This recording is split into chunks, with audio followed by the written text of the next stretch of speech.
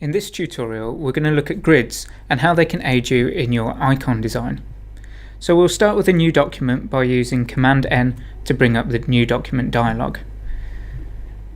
For the type, we're going to select Web, and as you can see, this pre-populates the dialog as we need, and just click OK, and there's our new document in the workspace.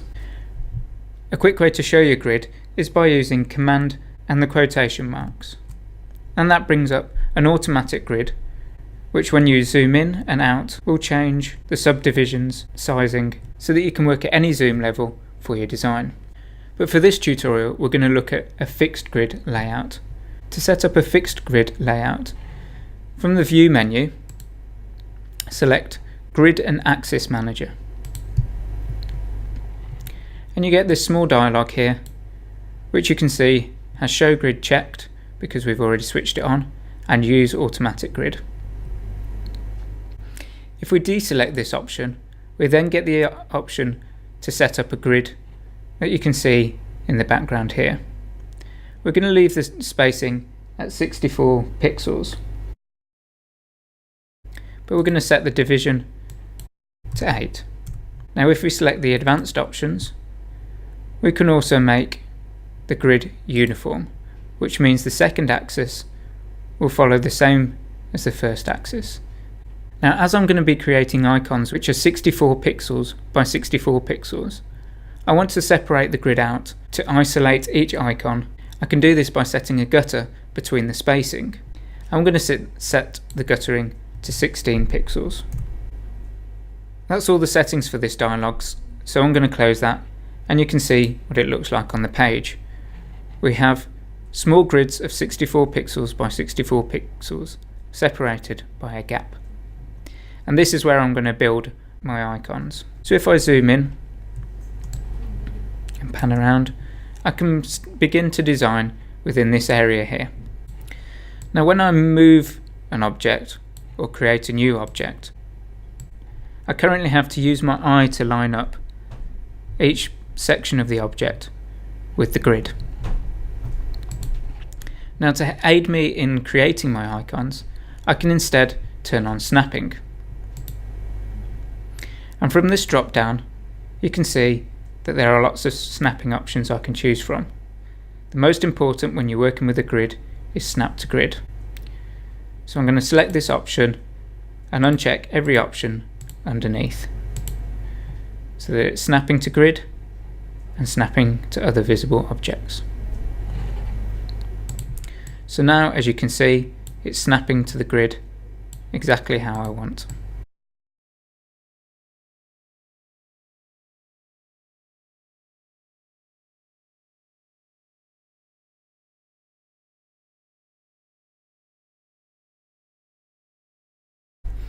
And that's my first icon completed.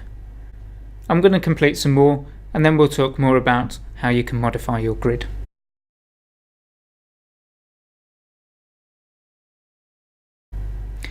Now here I want to draw the bottom part of the envelope, and I'll use the pen tool and set it to polygon mode to do so. Now if I drew from here, it snaps to the main division, one of the subdivisions on the grid. Now this is going to give quite a big gap between the top of the envelope and the main part, which I'll draw here. So what I can do is add more subdivisions to give me more flexibility on where I can start my shape. So if we go up to the View menu and go to Grid and Axis Manager again, I can change the divisions here from 8 to 16, and that will increase the options for my snapping. As you can see, I've left the dialog open so I can work with that and the page at the same time.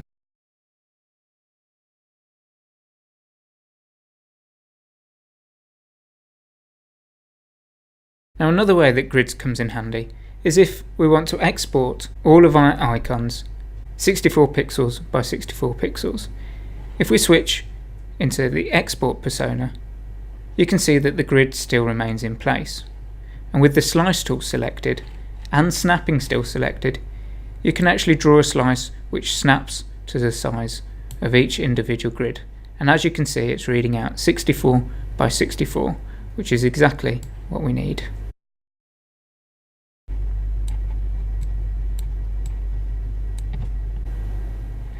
I can then rename these slices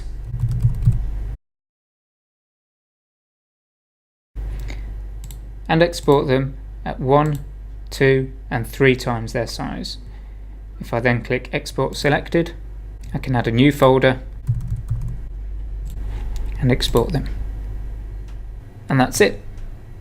Thanks for watching.